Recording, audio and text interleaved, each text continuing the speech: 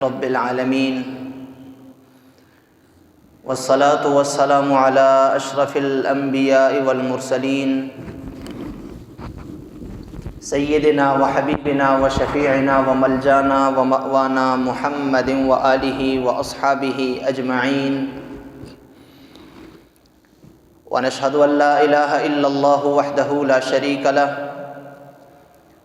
ونشهد أن سيدنا ونبينا محمدًا عبده ورسوله أما بعد فأعوذ بالله من الشيطان الرجيم بسم الله الرحمن الرحيم يا أيها الذين آمنوا كتب عليكم الصيام كما كتب على الذين من قبلكم لعلكم تتقون صدق الله مولانا العظيم وبلغنا رسوله النبي الكريم الأمين إن الله وملائكته يصلون على النبي يا أيها الذين آمنوا صلوا عليه وسلموا تسليما اللهم صل وسلم وبارك على سيدنا ومولانا محمد النبي الأمي وآله وصحبه أجمعين یا رب صل وسلم دائما ابدا على حبیبک خیر الخلق کلہم محمد سید الکونین والثقلین والفریقین من عرب ومن عجم هو الحبیب الذی ترجى شفاعته لكل هول من الاہوال مقتحم مولاي صل وسلم دائما ابدا علی حبیبک خیر الخلق کلہم۔ قابل قدر حاضرین و سامعین کرام، رمضان المبارک کا برکتوں والا مہینہ روزوں کی اور نفلی دیگر عبادات کی برکتیں لیے ہوئے ہم پہ طلوع ہو چکا ہے۔ یہ وہ مبارک مہینہ ہے جسے رب تعالیٰ نے اپنا مہینہ قرار دیا ہے۔ صحیح حدیث میں آتا ہے، سرکار دو عالم صلی اللہ علیہ وسلم نے ارشاد فرمایا کہ اللہ تعالیٰ فرماتا ہے کہ رمضان یہ میرا مہینہ ہے، اس لیے اللہ تعالیٰ اس مہینے میں ہر ایک عبادت کا ثواب کئی گنا بڑھا چڑھا کر بندے کو عطا فرماتا ہے۔ باقی 11 مہینوں میں جو ہم فرض ادا کرتے ہیں اس ایک فرض کا ایک ثواب اور ایک نیکی عطا کی جاتی ہے، جبکہ اس مہینے میں نفلی جو عبادات ہیں ان کا ثواب اور ان کا اجر عام دنوں کے فرضوں جتنا دیا جاتا ہے۔ اور پھر اس مہینے میں جو بندہ فرض عبادت ادا کرتا ہے تو اسے ایک فرض کو 70 گنا فرائض کے مقابلے میں ثواب دیا جاتا ہے۔ گویا یہ برکتوں والا، ثواب اور نیکیاں کمانے والا مہینہ ہے۔ جس طرح انسان نماز ادا کرتا ہے، نماز فرض ہے، تو ایک نماز کا اسے رمضان المبارک میں 70 نمازوں جتنا اجر دیا جاتا ہے۔ اگر وہ اس مہینے میں زکوٰۃ ادا کرتا ہے، دیگر اپنے فرائض، عبادات، معاملات ادا کرتا ہے، تو ہر ایک فریضے پہ اس کو 70 فرائض ادا کرنے کا ثواب دیا جاتا ہے۔ نفلی عبادت انسان کرتا ہے، چاہے وہ نفل نماز ہے، نفلی صدقہ اور خیرات ہے، یا دیگر نفلی عبادات ہیں، تو ہر ایک نفل کو فرض جتنا کر کے اس کا پورا ثواب ایک بندے کو اور کرنے والے کو دیا جاتا ہے۔ تو وہ مبارک مہینہ ہم پہ طلوع ہو چکا ہے، اور اس مبارک مہینے کی جو سب سے بڑی فرض عبادت ہے وہ روزہ ہے کہ تمام دنیا کے مسلمان کلمہ گو اس مہینے میں اسلام کا جو دوسرا ستون ہے جس کو روزہ کہا گیا ہے، وہ روزہ، وہ عبادت سر انجام دیتے ہیں۔ صبح سے شام تک بھوک اور پیاس برداشت کرتے ہیں، صبح سے شام تک نفسانی خواہشات کو اپنے کنٹرول اور قابو میں رکھتے ہیں، صبح سے شام تک بہت ساری حلال چیزوں کو اپنے اوپر حرام گردان لیتے ہیں، تو یہ اللہ تبارک و تعالیٰ کی رضا کے لیے اور اس کا حکم مانتے ہوئے چونکہ ایسا کیا جاتا ہے، اس لیے اس بھوک اور پیاس کو اور ان خواہشات سے بچنے کو اور بہت سارے حلال اور جائز کاموں سے بچنے کو بھی عبادت کا نام دیا جاتا ہے۔ وگرنہ اگر دیکھا جائے تو بھوک اور پیاس کا عبادت سے کیا تعلق ہے؟ کسی حلال چیز کو اپنے اوپر حرام کر لینے سے عبادت کا کیا تعلق ہے؟ لیکن جو کام بھی اللہ کی رضا کے لیے کیا جاتا ہے اور اللہ کا حکم سمجھتے ہوئے، اللہ کا حکم مانتے ہوئے کیا جاتا ہے، مسلمان کے لیے وہ تمام امور عبادت میں شمار کیے جاتے ہیں۔ اور روزہ دین اسلام کے بنیادی ستونوں میں سے ہے، اور اگر ترتیب کے ساتھ دیکھا جائے تو جس طرح کہ حضور اکرم صلی اللہ علیہ وسلم نے ارشاد فرمایا، بنی الاسلام علی خمس، اسلام کی بنیاد وہ 5 ستونوں پہ رکھی گئی ہے، اسلام کی مکمل عمارت وہ 5 ستونوں پہ قائم ہے۔ حضور نے فرمایا اس میں سے پہلا ستون وہ کلمہ شہادت ہے، دوسرا ستون نماز ہے، اور تیسرا ستون حضور نے فرمایا وہ رمضان کا روزہ ہے۔ پھر چوتھا ستون جو ہے وہ زکوٰۃ ہے، اور 5واں ستون حج بیت اللہ ہے۔ تو اسلام کے بنیادی ارکان میں، بنیادی ستونوں میں جو ایک بنیادی رکن اور ستون ہے وہ روزہ ہے، کہ جو اللہ تبارک و تعالیٰ نے اس آخری امت پہ رمضان المبارک کے پورے مہینے میں فرض قرار دیا ہے۔ اور رمضان المبارک کا روزہ یہ اس امت کا خاصہ نہیں ہے کہ شاید اس امت پہ لازم کیا گیا،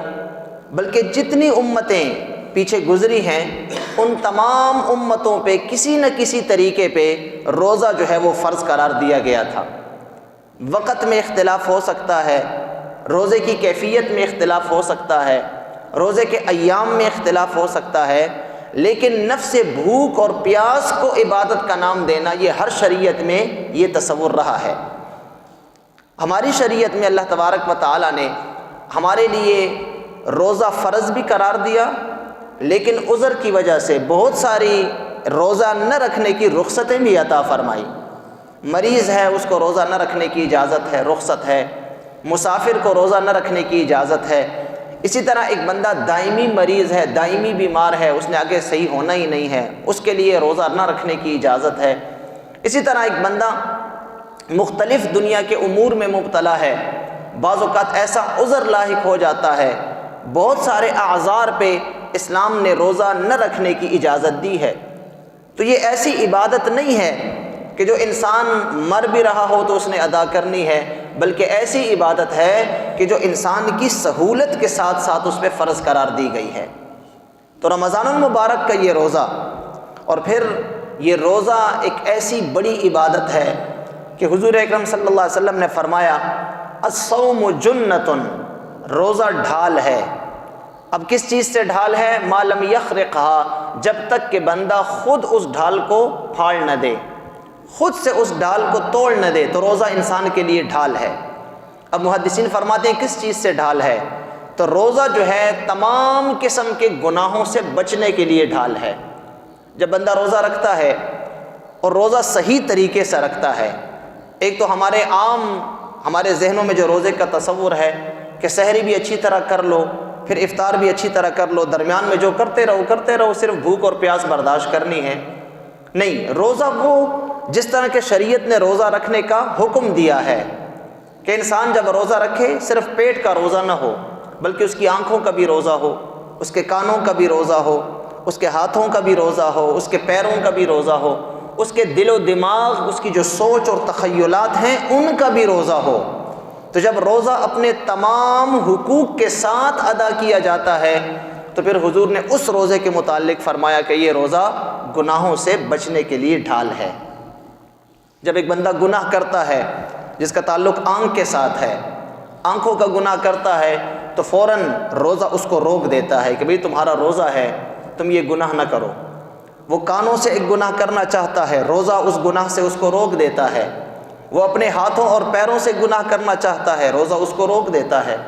اس کے تخیلات، وہم و گمان میں، سوچوں میں تفکرات میں جو گناہ آ رہے ہوتے ہیں، جو گناہوں کا سلسلہ چل رہا ہوتا ہے، روزہ ان تمام چیزوں کے لیے رکاوٹ بن جاتا ہے۔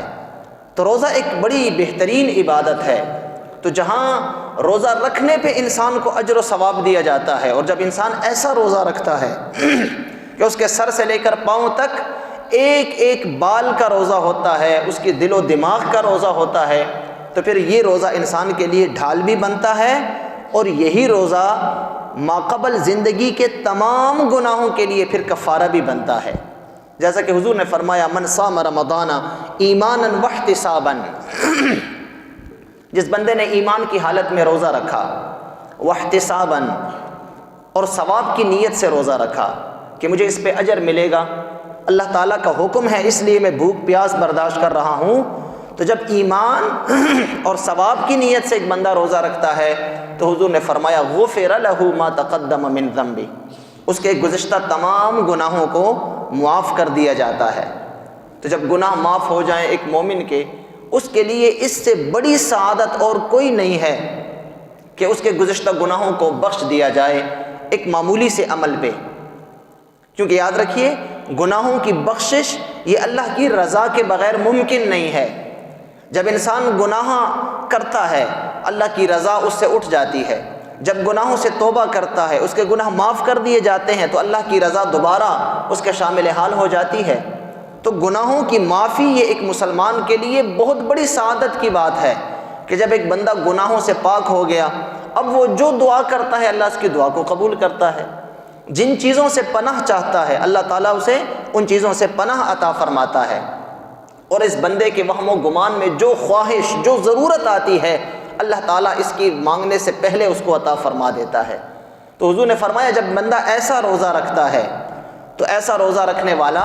گناہوں سے بالکل پاک ہو جاتا ہے۔ اس لیے رمضان المبارک کا یہ روزہ الحمدللہ ہم سب ایمان والے ہیں، مسلمان ہیں، مومن ہیں، ایمان کی حالت میں تو ہم روزہ رکھتے ہیں، لیکن ہم یہ حدیث کے دوسرا جو لفظ ہے اور دوسرا جو موضوع بتایا گیا ہے کہ احتساب کے ساتھ ثواب کی نیت سے روزہ رکھیں تو ہمیں وہ روزہ اپنی برکتیں ضرور دے گا۔ اگر ایک شخص روزہ رکھ رہا ہے اور روزہ وہ صرف لوگوں کی ملامتی سے بچنے کے لیے روزہ رکھتا ہے کہ بھئی لوگ کیا کہیں گے، میں روزہ اس لیے رکھتا ہوں گھر کے لوگ کیا کہیں گے، بھئی معاشرے کے لوگ کیا کہیں گے، میرے ساتھی کیا کہیں گے، اتنے بڑے ہو ہٹے کٹے اور روزہ نہیں رکھتے، صرف لوگوں کے لیے اگر روزہ رکھا جا رہا ہے تو ایمان تو ہے لیکن ثواب کی نیت نہیں ہے، کیونکہ انسان اپنے آپ کو ملامت اور ندامت سے بچانے کے لیے روزہ رکھ رہا ہے۔ ایک بندہ روزہ اس لیے رکھتا ہے کہ یار سارے لوگ رکھ رہے ہیں میں نے بھی رکھنا ہے، کیا کروں تاکہ میں بھی جس طرح اور لوگوں کی لوگ عزت کرتے ہیں بھئی یہ روزہ دار ہے لوگ میری بھی عزت کریں، ریاکاری کے لیے روزہ رکھتا ہے تب بھی اس کو ثواب نہیں ملے گا۔ اسی طرح اگر انسان کسی اور مقصد کے لیے روزہ رکھ رہا ہے کہ اللہ کی رضا اس میں بنیادی عنصر نہیں ہے تو یاد رکھیے یہ روزہ وہ ہے کہ جو انسان کو ایک درجہ اور ایک نیکی بھی عطا نہیں کرتا۔ اس لیے حضور اکرم صلی اللہ علیہ وسلم نے فرمایا کہ اللہ تعالیٰ بعض روزہ داروں کے متعلق اپنے فرشتوں سے ارشاد فرماتا ہے میرے فرشتوں فلاں شخص کا روزہ ہے مجھے اس کے روزے کی کوئی ضرورت نہیں ہے، جاؤ روزہ جا کے اس کے منہ پہ مار دو۔ تو حضور فرماتے ہیں بہت سارے روزہ دار ایسے ہوتے ہیں کہ جن کو صبح سے شام تک سوائے بھوک اور پیاس کے اور کچھ بھی ہاتھ نہیں آتا، اور کچھ ہاتھ آنے کا مقصد یہ ہے کہ روزے کا جو مقصد ہے، جو پاکیزگی ہے، جو تقوی کا حصول ہے وہ حاصل نہیں کر سکتا، تقوی اس کو نہیں ملا، روزے کا حصول جو نیکیوں کا حصول ہے اس سے وہ یکسر محروم رہ گیا۔ تو حضور فرماتے ہیں اسے بھوک اور پیاس کے علاوہ اور کچھ بھی نہیں ملا۔ اس لیے روزہ جہاں خود ایک بہت بڑی عبادت ہے اس کے ساتھ ساتھ روزہ ہمیں بہت ساری عبادات کی دعوت بھی دیتا ہے کہ ہماری آنکھ بھی عبادت کر رہی ہو، ہمارے کان بھی عبادت کر رہے ہوں، ہمارے ہاتھ اور پیر بھی عبادت کر رہے ہوں، تو پھر یہ روزہ ہمیں برکتیں عطا فرماتا ہے، پھر یہ روزہ ہماری زندگی میں انقلاب لے کے آتا ہے، اور پھر یہی روزہ ہے جس کے متعلق اللہ نے فرمایا لعلکم تتقون، تم پہ روزہ اس لیے فرض کیا گیا ہے تاکہ تم اللہ کے متقی بندے بن جاؤ، تاکہ تم پرہیزگار بندے بن جاؤ۔ لیکن اگر ایک بندہ روزہ رکھتے ہوئے پیٹ کا تو روزہ ہے، کھانے پینے کا تو روزہ ہے، لیکن وہ گناہوں سے اپنے آپ کو نہیں بچا رہا، اور پھر خاص کر رمضان المبارک کے مہینے میں وہ گناہوں میں مبتلا ہے، گناہ کر رہا ہے، تو یاد رکھیے اس کو روزہ تو کیا فائدہ نہیں دے گا،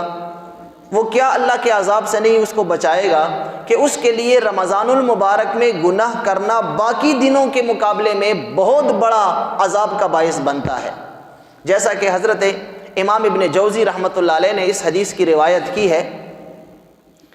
حضور اکرم صلی اللہ علیہ وسلم نے فرمایا کہ حضرت جبریل میرے پاس آئے اور حضرت جبریل نے عرض کی، یا رسول اللہ صلی اللہ علیہ وسلم، قیامت کے دن آپ کے ایک نوجوان امتی کو لایا جائے گا، نوجوان امتی کو، فرشتوں کے پاس آگ کے گرز ہوں گے جس سے وہ اس کو مار رہے ہوں گے، آگ کے کوڑے ہوں گے جس سے وہ اس کو ہانک رہے ہوں گے،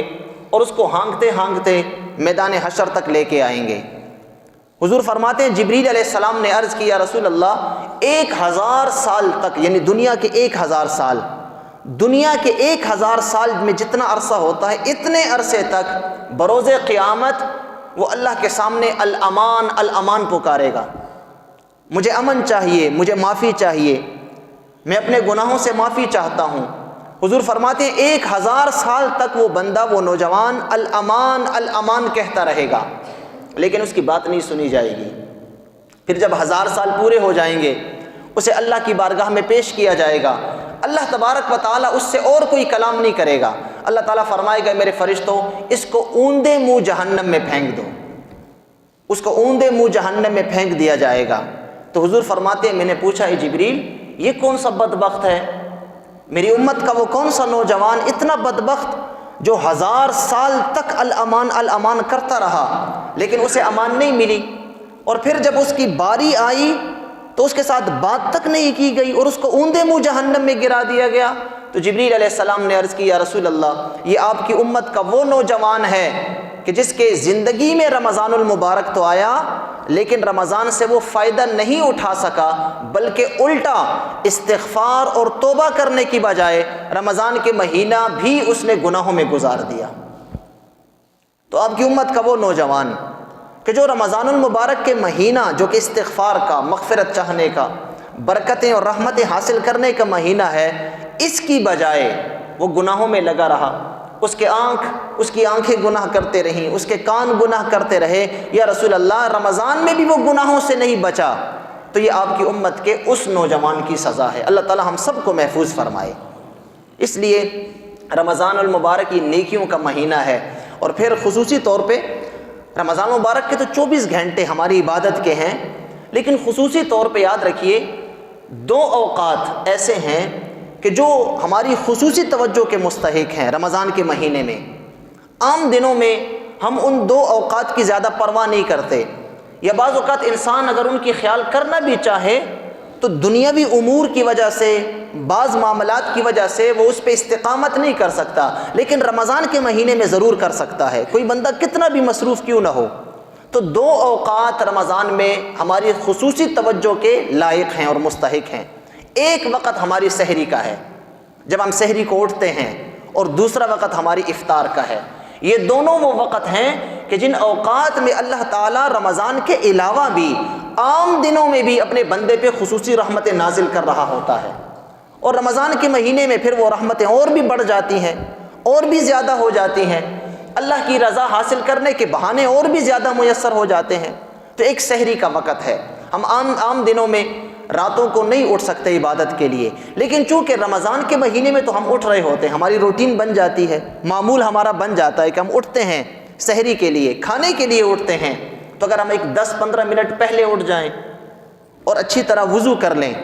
اور سحری ابھی تیار ہو رہی ہے، سحری تک اگر ہم ایک 2-4 رکعت اللہ کی بارگاہ میں نفل پڑھ لیں اور 2-4 سجدے اللہ کی بارگاہ میں لگا دیں اور اللہ سے خوب گڑ گڑائیں،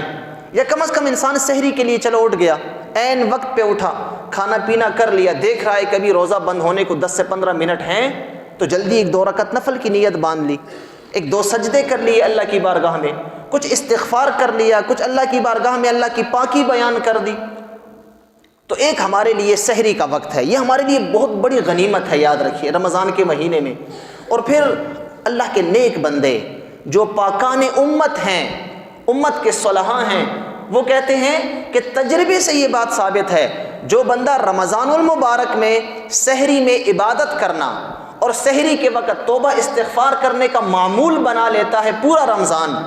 باقی 11 مہینوں میں بھی اللہ تعالیٰ اس کو پھر توفیق دیتا ہے، باقی 11 مہینوں میں بھی اس کا دل پھر چاہتا ہے۔ عام دنوں میں صبح کا وقت ہے، سحری کا وقت ہے، انسان کی آنکھ کھلتی ہے، وہ کہتا ہے چلو یار ابھی ٹائم ہے، ویسے بھی فجر کے لیے میں نے اٹھنا ہے، فجر کی نماز پڑھوں گا، وہ زیادہ پرواہ نہیں کرتا۔ لیکن اگر ایک بندہ رمضان میں یہ روٹین بنا لے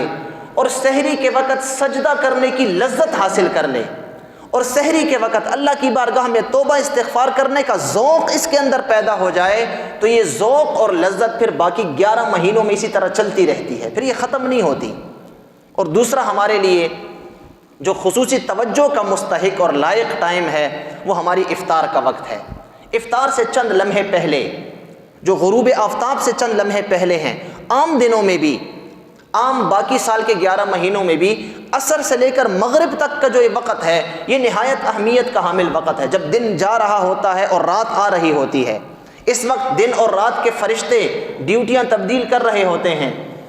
اور ایمان والوں کی دعاؤں پہ وہ آمین کہہ رہے ہوتے ہیں۔ اس لیے اگر آپ دیکھیں تو بڑے بڑے اکابر صوفیاء اپنے مریدوں کو، اپنے شاگردوں کو جو معمولات بتاتے ہیں، ان میں سے اکثر معمولات وہ یا سحری کے وقت ہوتے ہیں یا عصر کے بعد کے وقت ہوتے ہیں،